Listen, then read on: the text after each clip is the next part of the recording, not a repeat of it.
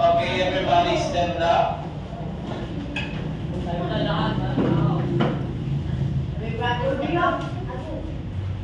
And let us pray. Let us feel the presence of our Jesus Christ. In the name of the Father, and the Son, and the Holy Spirit. Amen.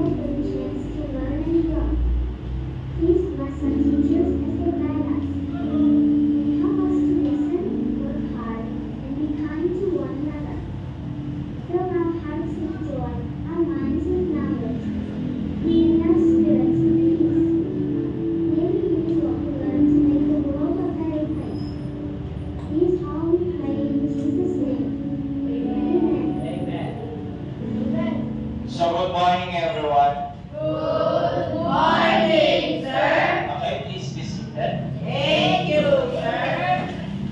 Okay, how are you today, class? Okay, nilalamig ba kayo? You should bring your own jackets. Nang sa ganun, hindi kayo masyado malamig. So, currently, attendance is a must. Can you check our attendance, please?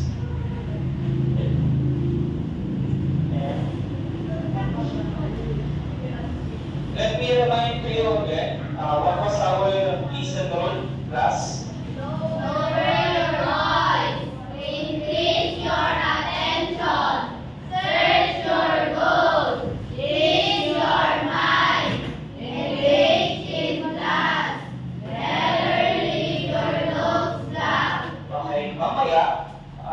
I want you to do this class, the listen rule, no? So you should minimize your voice. Your attention should be on the me. So dapat wala nang nakikipag-usap sa katabi. If there are any concerns regarding with your classmate, pwede mamaya na, no? After our class. Start your class. Yes. Am I expecting with you this class or close class? Yes. Okay, very good. And now, what was our lesson the last week, on Friday? About the first aid. What was the, what is the A, B, C, D, and E? Ano yung A? Airway. Okay, the airway. And what was the letter B? Breathing. Very good. The letter C? Circulation. And how was the D? This is the disability assessment. Then out of the E. Wala na. E. That is the examination. Okay, very good. And nawamin ulit yung 5 characteristics of a good leader. Ano yung 5? What was the 5 characteristics of a good leader? Yes, kaya. Ano yung 5? Yung isa lang. Observant. Gentle. Resourceful.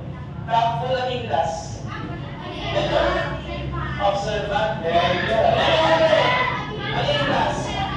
Neutral. Sige, ano yung pang-5?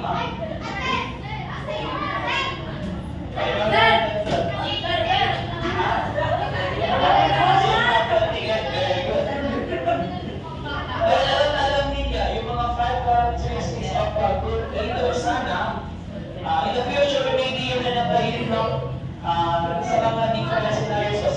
that may occur in our life. No? So yun, now, you're going to watch the video clip and then, ano yung reason rule natin? Di ba?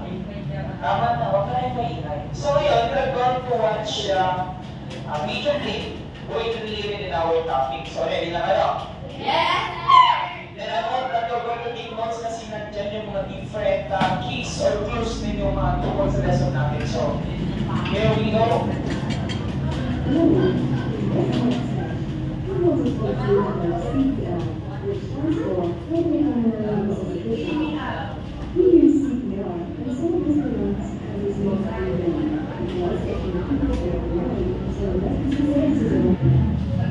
Learning these simple life-saving skills is as easy as ABC. All you have to remember is the doctor's ABC. D is for breather. First, look around carefully to make sure the area is safe for yourself and others before approaching. R is for response. Shake them gently by the shoulders and ask them loudly, "Are you alright?" If there is no response, you need to. S. Shout for help, as any assistance will be helpful. A is for airway. Gently drop the head out like this to open up the airway. B is for breathing. Look, listen, and feel for safe, normal breathing. Look for normal chest release. Listen for normal breathing sounds. And try to feel your breath against your face. Do this for no more than 10 seconds. There is no sign of breathing, or if they are breathing in an unusual, noisy way, you need to start CPR.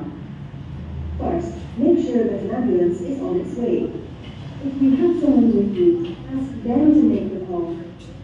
Using the phone on speaker mode is useful if the ambulance service can help you through the steps. C is for circulation. Circulation means the flow of blood around the body, and when the heart stops pumping, you need to take over this role by pushing down hard and fast on the chest. Start by placing the heel of one hand at the center of the person's chest, and interlock your fingers like this. With arms straightened, press down hard and fast, letting the chest come up fully each time. Fast means around 2 times every second. And hard means that the chest needs to go down by about 5 centimeters. This might sound a lot, but you do need to push hard for it to be effective. If you have been trained, you can give 2 rescue breaths after every 30 compressions, and this much provides the oxygen. However, if you have not been trained or are not comfortable, just keep going with hands-only continuous chest compressions. If someone else is with you, swap over if you begin to feel tired, and don't stop until either a health professional takes over or the person is definitely breathing normally. Sometimes we can add another step. D. D is for defibrillation, which is about delivering shock to restart the heartbeat. Some public areas and workplaces have an easy-to-use defibrillator on site called an automatic external defibrillator, or AED. Automatic means that it is the machine that decides what to do, so you can't go wrong, and it even talks you through the steps. If there is no AED available, keep going with CPR until the ambulance arrives. That's it. So to recap, remember doctor's ABC, and if you have it, B, that's B for breather, R for response, S, shout for help, A for airway, B for breathing, C for circulation, and D for defibrillation. In this health stretch, we've shown you the simple steps you can take to help someone who is collapsed, is not breathing, or not breathing normally. I will take a training course to practice these steps. Share this video with friends and family to make sure we all know what to do. Ayan. Doon sa video, ano yung natutunan niyo doon sa video? Okay, sa CPR. Ano yung ibig sabihin ng CPR? Anyone? Okay. Ano yung ibig sabihin ng drill? Ano yung acronym na CPR? Ano yung ibig sabihin?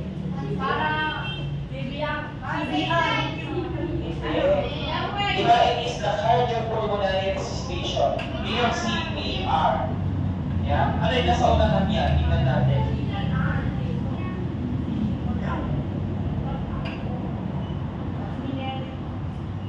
Ulitin natin. Bigyan natin mo yung CPR. CPR, which stands for cardiopulmonary resuscitation. Yan. Medyo. In this health section, Hirap naman we ito. want to talk to you about CPR, which stands for cardiopulmonary Cardiopulmonary resuscitation. resuscitation. Yan.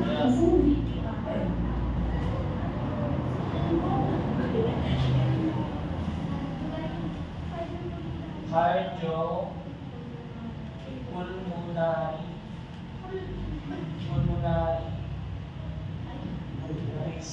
resuscitation.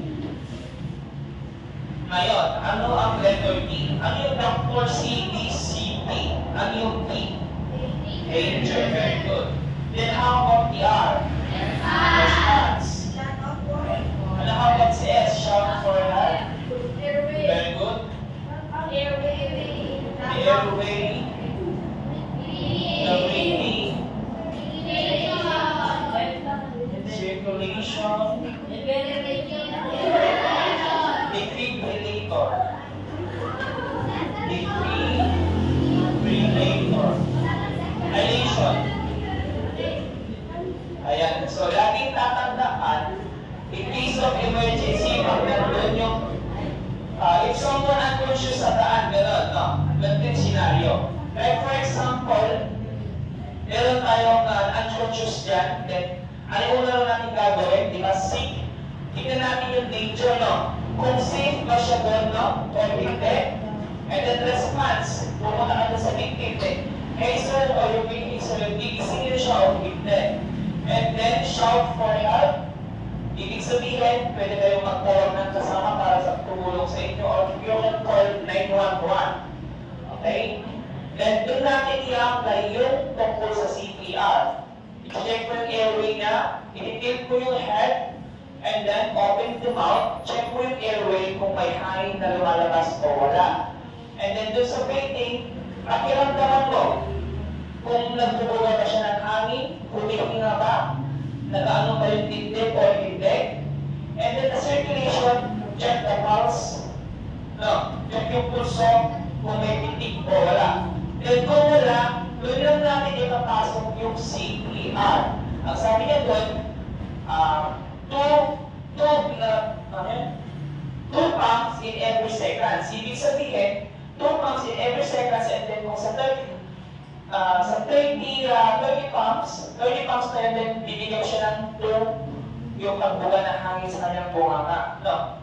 Yun lang yung scenario din if the person or the victim is unconscious and then kung wala siyang pulso. Then saan naman pumapasok dun yung defibrillator or the defibrillation, yung materials doon na ginamit. Sa alam yun na gagamitin ko, matagal pa yung rescue, matagal pa yung ambulansya, no? Nang sa ganon, hindi mawawalan ng hininga yung biktima. Nagigets? Okay. So I hope na meron kayo natutunan dito, no? So, nagtataka siguro kung meron may 1, 2, 3, 4, 5. Di ba sabi ko sa inyo kanina, go to your groups kasi you're going to play a game. Have you recognized or familiar ba sa inyo ang the flap and the bluff? Okay? Okay yung groups now? Kasi you're going to play a game. Wala na group 1? Group 1? Hawakan mo ito. How about the group 2? Group 3? Group 3? Group 3? Group 4? Then group 5? Yeah. Okay na, makinig na. And this is the instruction. I will read the statement aloud, and after that, Sir Coco will ask if is this the fact or the bluff. Then you have to come up your answers, time for 5 seconds to discuss and reach a consensus on your answer. Already na flashcard kasi hindi ka nila yung flashcard kasi ganyan na, last week na, or is it the fact or bluff. Ayan. If you think correctly identify the statement as a fact or bluff, you will have points. Incorrect guesses are still give no points now. malinaw? Kung nakuha yung tamang sagot, may puntos. Kung hindi naman, walang puntos. The team with the highest total score at the end of all ones will leads the game. So, naiintindihan lang yung instruction. Okay, malinaw na malinaw. So, number 1, applying pressure to around the wounds helps control bleeding by promoting blood formation. Is it a fact or a bluff? Raise your flashcards.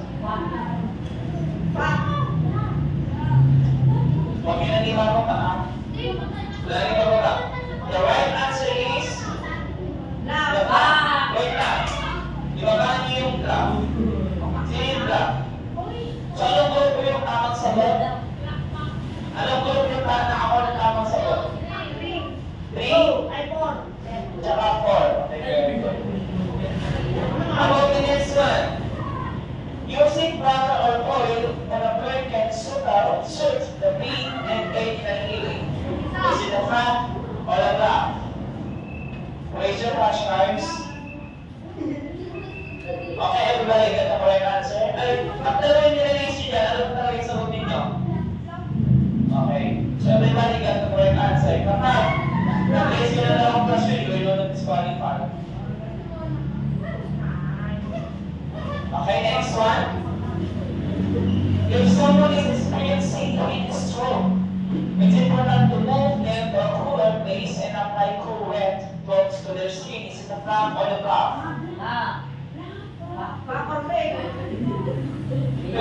Ayusin niyo pagtaas ng flashcards, hindi nabili o something. Okay, everybody got the correct answer? Magaling na. Magaling pinagalitan. Then how about the next next?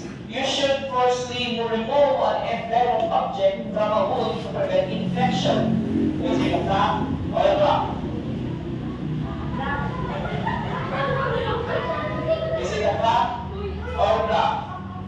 Magandang nila, anong group talaga yun ang blood? Ang gulo nila. Ha? 1, 2, 3, 4. Nasaan yung isa?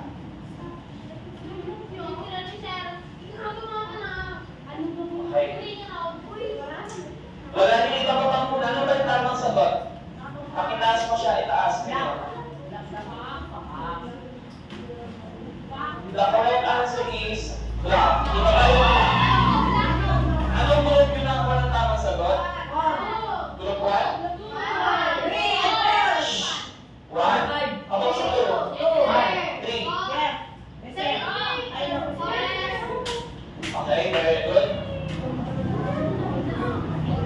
Performing CPR can help maintain blood flow and oxygenation to vital organs in a person experiencing cardiac arrest.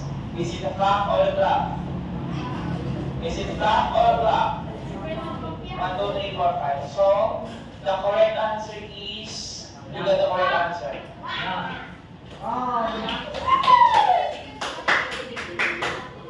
Nangungunang group 4. Then how about the next one? Rubbing snow on a front skin can help throw it out quickly. Is it a fact or bluff? Snow down. 1, 2, 3, 4, 5. So, everybody got the correct answer?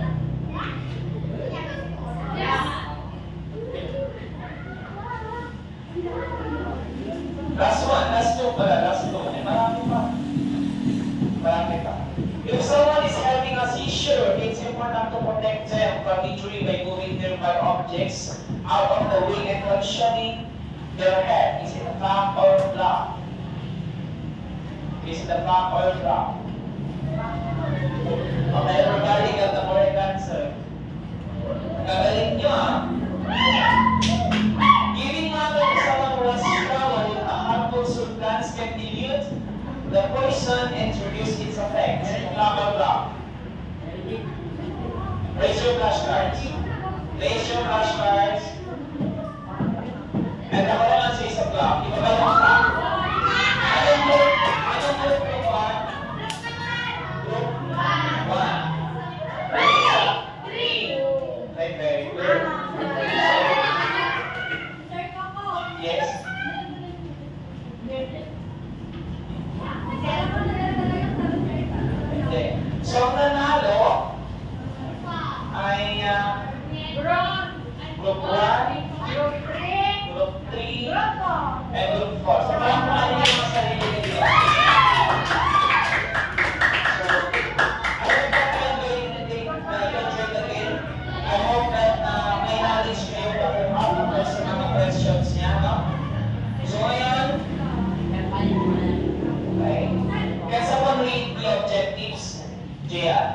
Loud and clear.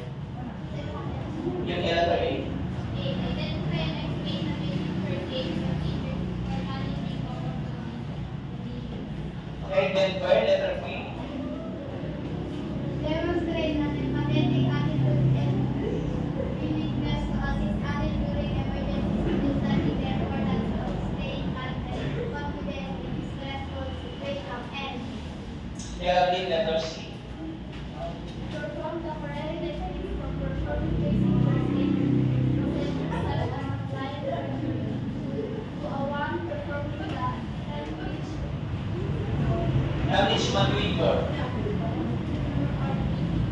Okay, ano ang dati kong objectives natin? May tayo to your mind now. So let's proceed to our lesson. And our lesson is first aid procedures for managing common conditions. So previously, alam na natin yung mga common conditions. Ano mga yun? It is the bites, the wounds, poisoning, mga yun, heart attack. Yung mga common conditions na. So now, we're going to talk about the procedure and then the managing or para nila i-cure or going to treatment yung mga common conditions natin. So, unang-una, the bites. No? Yung sa bites, stay calm. Yung procedure, stay calm, don't panic, and then try to keep the person in the calm. No? Ikaw mismo na nakagat ng aso, you should calm also, and then yung aso din dapat pakalmay natin kung plano something like that, no? At nagdugtog sa akin kasi dyan. And then, stop the dog. Ayan. Clean the wound. Ito na yung managing. Clean the wound. Hugasan ng tubig, lagyan ng sabon, and then, yung running water pa rin ha, di ba, Kenneth? And then runs. Running water pa rin ha. Running water pa rin siya. Hindi pwede yung nasa balde, tapos yung paa mo nandun din nakalublob. Dapat running water. Mas maganda yung nasa hose, no? Nasa ganun na yung virus na nakita ko doon na yung kita ng aso is mawala. And then control bleeding. If the wound is bleeding, apply pressure with a clean cloth to stop the bleeding. No? So, kung yung pinagkakita ng aso, kung hindi tumigil yung lalo ng dugo, lagyan nyo ng tela, nasa ganun na tumigil yung pagdudugo. And then seek medical attention, no? Kailangan natin yan, lalo sa mga bata. Kasi mabilis kumalat din ang virus ng aso. Then report the bite. So, ibig sabihin, kung nakalo sa malapit na police station o pwede rin kapag nasa gilid na lugar, hindi sa pwede yung barangay, no? Nasa ganun, mag-file sa ng kaso. Kasi sa ngayon, may kwan na ngayon na kung ano yung aso, yun, tapos yung aso mo is nakagat ng tao, ikaw magagastos, no? Kasi ikaw yung owner ng aso. Kasi responsibility natin yan na dapat hindi natin hayaan yung aso natin sa pag-alagala. Ayan. So next one is the wound. Yan. Sa wound natin, cover the wound temporarily with a clean bandage. No? Takpan mo na natin to kapag meron kang sugat. Wash your hand thoroughly with the soap and warm water. Hindi siya cold. Bakit hindi cold? Ang warm kasi, pwede niyang alinin pag pulputin na. No? Pulputin na ang inasugat. Ibig sabihin, magkalamig kasi yung ilang natin, pinos natin din sa sugat, titigas yun, tumigas yung sugat. So mas maganda yung warm, na sa kanya is maging smooth pa rin, no? Kasi kapag tayo, kung sakali man, yung sugat natin is malaki o malalim, pinapakahiyan, di ba? Sino na yung mga nasugat natin kasi pinapakahiyan? Di ba masakit? Ay, di ba? So ako kasi yung is masakit kasi malamig na tubig yung pinag-inis namin doon. Siyempre, baka parang ako nun. Sa pupagod dito, apat na tahe. Nakikita na yung puti dito, kita ko na doon. Kasi yung nawalang tubo sa akin, isang tabo. Isang tabo. Yung when I was in grade 9, nataga ko yung tuhod ko, sir. Punta sa mundo, sumama kay Papa at kay Tito ko. Tapos si Tito kasi tinawag ko kumuha kami ng yung upo. Yung upo doon sa mundo. Yun. Upo. Upo. Upo ko siya. Sa upo ninyo, parang gano'n. Kasi natamaan. Akala ko natamaan na kasi bakit may masakit, sabi ko. Yung ako na ba yun? Kaya, gagaling ko. Ano pa ako nun? Hanggang dito lang. Solid na. Umiyak na si Sir. Hindi ako umiyak nun kasi syempre. Kasi so yun, pag nasa bahay kayo, yung disposable gloves kasi nasa ganun eh, what if yung kamay mo may germs, tapos nawakan mo yung sugat mo, yung germs na kamay mo yun dahil sa kamay mo pumunta dun sa sugat, tinis talaga, magkakaroon siya ng cause ng infection. No? Gumamit ng malinis na tela, no? Sa pampunas doon sa surrounding ng sugat, hindi yung marumi. Iba din mo? Then, takpan mo yun ng bandage, pag-ito yung nalilisan. Pwede rin yung gasa, and then, kalimutan mo na ng bandage. Pwede naman yung cut-aid kung maliit kang nasugat. Next one is the burns. Yan. Okay na mo temporarily with clean bandage. Takpan mo na natin ng malinis na bandage. Hugasan din ng parang ganun din. Hugasan natin. Parang ganun din lang sa wounds, no? Pero ito kasi sa yung mga malinis na lang kasi may mga first degree, second degree, third degree, Ayan, sa mga burns. Alas magkarapit na kasi yan, walang pinagkaiba, no? And then sa painting, pwede natin i-apply dito yung sa doctor's ABC ang painting. Kasi make sure the person's airway is clear. Make sure the person's airway clear na ulit. Check their heart is beating, the circulation. Then, syempre, kasama na din yung breathing, no? And then, start call 911 or seek immediate medical attention if they're hurt. And then start CPR if the person's isn't breathing. Malinaw?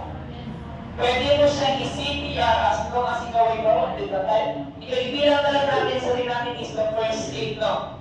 Yan. Isi-CPR natin siya 2 pumps in every seconds. Kapag na-30 ka na ng pumps, and then you're going to give 2 breaths sa kanyang bunga ng sa ganun na kasi walang hangin na buong pasok. So na natin bigyan ng hangin. Bugahan natin ng hangin. Di ba kayo? No? And then, ask someone to look for an automatic internal defibrillator or the AED kung kinakailangan. No? Sakala natin yan kinakailangan kung talagang malala na ang sitwasyon. No? So, malinaw. Laging tatandaan sa bawat kapag tawag nito, nawala ng malay, may tawag nito, yun know, mas lalo talaga sa mga unconscious, no? Very rare ito. Yung doctor's ABC. Okay, so next one. Poisoning. Yan. Meron tayong klase ng poisoning. Meron din sa food, and then isang poisoning namin is the liquid. May mga kwan kasi, pag may problema kasi yung iba, nalilimpress ang samsamal, di ba? Narinig na kayo na may namatay na dahil sa pagsasamal? Yes! Di ba? Uminom hindi pang-bisokol, ano pa? Uriatic acid, Clorox, Latol, no? Mga ganun. So, this is the procedure. Keep all household chemicals in the luminal bottles. Bakit kailangan din mag-label yung mga bote? Iwas disgrasya. Unang-una para hindi mainom din ang mga baka. Lalo na yung mga nakababasa na. And then stay away from the children. Itaas mismo doon sa level na hindi nila mabuha yung liquid na chemical. Never mix chemicals. Huwag din natin paghaluhaluin. Bakit? It is a tendency na kasi makuha mo pampangkainin parang lason na. No. Ang akala mo ay yung toyo, yun naman pala, pang-spray sa bagay. O, di wala na. Ito. Make medication labels carefully. O, napagkita din natin kanina, magbasa din. Huwag na yun yung kuha ng kuha. No. Pati yung mga on natin sa food drugs, dapat magpasabi na huwag ng kuha ng kuha. Install ang carbon monoxide detector. Ito, ginagamit talaga ito lang na sa mga opisina. Yan. Install ang carbon monoxide detector.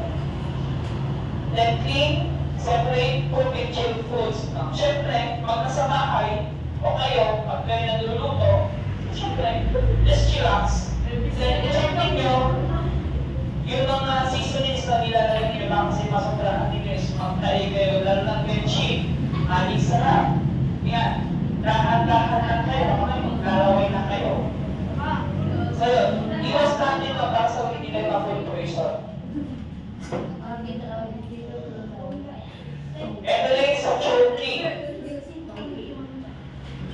Encourage the youth or children to remove the object. Example na lang, si Geraldine, encourage ko siya na iluwal yung object na nakakabara doon sa loob niya. Paano kung hindi? Paano kung hindi? Hindi ka man dito, Geraldine. Paano kung hindi? I-bebend ko siya ganyan, and then 5 sharp back blows. Ito. Papagpagin ko siya ng 5 pesos.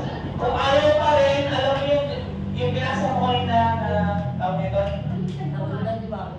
Yung masaya kanina. Yung tinatawag na ganito. Ipapress mo yung dito sa tenant. Si Juan na lang, si Jacob na lang, sa lalaki. Diyan mo lang po. Sampun lang. Then, ano yung work ko? Jericho. Ikan pogi. Bakit na pogi?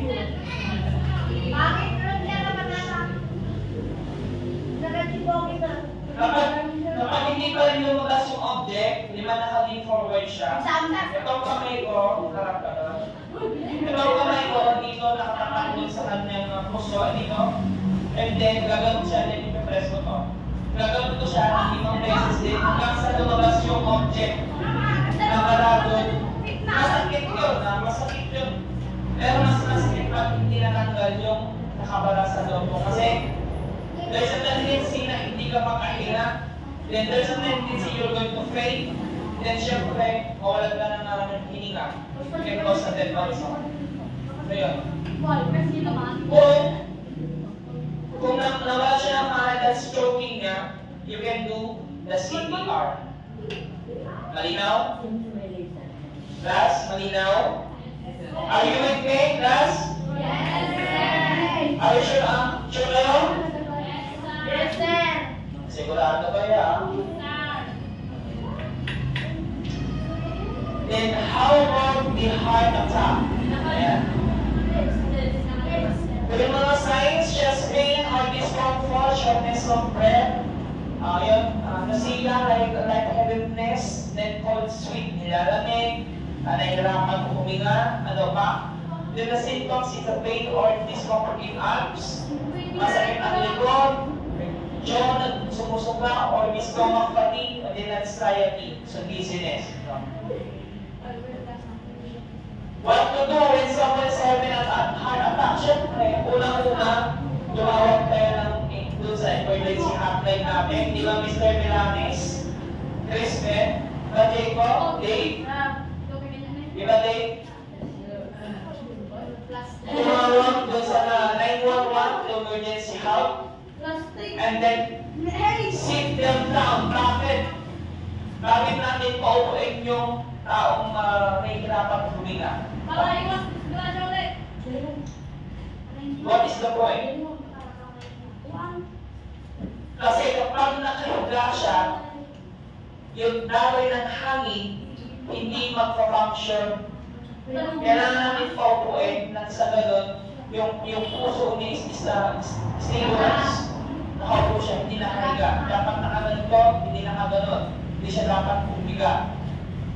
And then give them aspirin. Ano yung aspirin, class? Ano yung aspirin? It is the medication, it's siyang gamot. It can create a choke. Pwede, para siyang bubble gum, pwede din yung lulungin. No? Nasa ganun, to reduce pain, to reduce yung mahirap paghinga. No? Ang paalma din sa kanila yun. No? So, next proceed na tayo. Ayan. How about this stroke? No, how about this stroke? Okay, laging tatandaan class, huwag mag-panic, no? And then do the fast move. Ano yung F? It is the face. I-check ninyo ba kasi nanginginom sa PUSOD. No, dahil magagano'n na sila kasi yung mga magningiwi. Then yung arms, kasi mamaya, steady na gano'n na siya, hindi na makagawin na gano'n. Para lang gagawin mo yung mukha mo.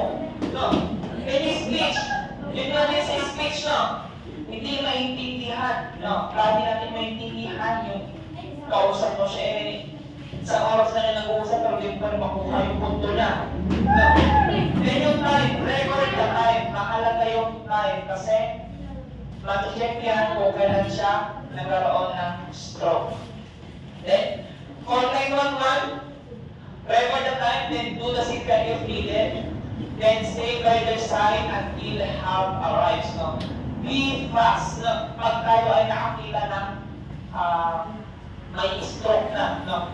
Maging mabilis tayo. Check out the face, the arms, then the speech and the time. No? Record the time kung kailan siya na stroke. Kasi imapak kayo yung fast. The face, the arms, and the speech and time. Ayan. Then how about the bleeding? Yung mga nagtutugo. No. Apply blood pressure. Ano yun? Ano yung Jericho?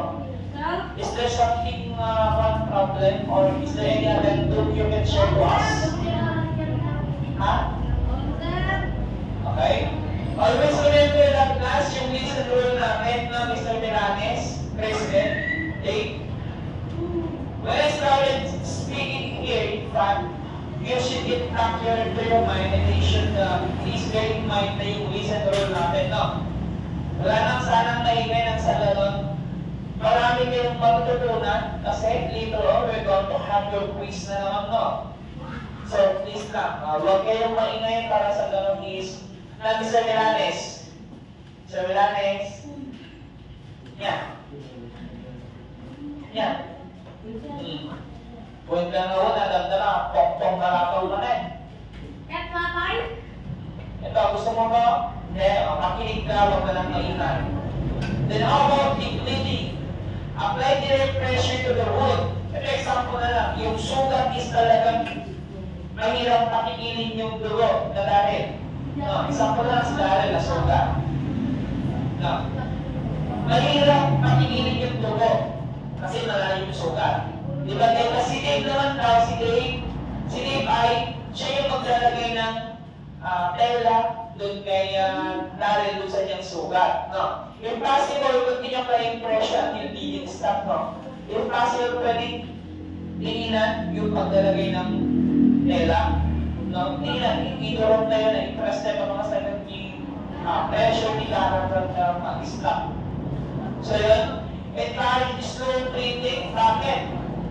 Bakit natin encourage na slow breathing ang isang tao pag malalim yung sugat? Kasi kapag mabilis yung paghinga mo, then yung dugo na lumalabas sa'yo is malakas na Jacob and Jericho. Ayan. Remove the person from stressful situation, no? Pag nandun sa palengke, syempre, matitrigger yung kanyang utak. So, kailangan natin itakbo agad sa ospital. Kasi ang ingay naman ng paligid, tapos yung nag-cure sa'yo, hindi masyadong kalmado, tapos ikaw naman, nanginginig na, magsisisure na kasi kinakabahan ka, ano pwedeng mangyari. Di ba ganun naman yun, di ba? Lalo na sa mga babae. No? Okay, tapos na tayo. Tapos na. Dali yung class. Ayan, may activity na tayo. So dito, we're going to role play na naman, no? Stay with your group. Different situation dito. Different situation. So nung una, we're going to role play. So makikita natin yung mga first aid na gagawin ninyo.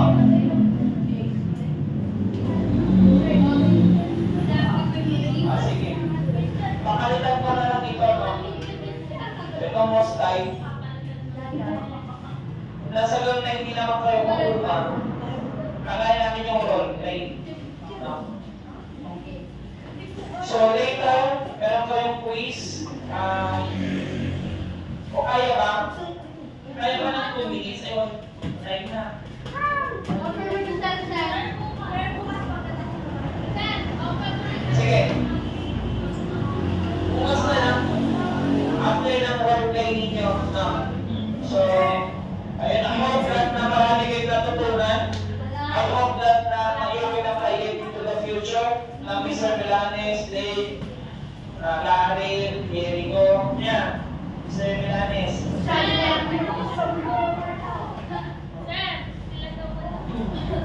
Na Kenneth, tama na yung dala ng dala. Ano ang nagiging factor niya kung dala ka ng dala?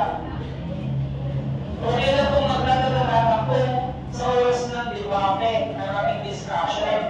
Hindi yung dala na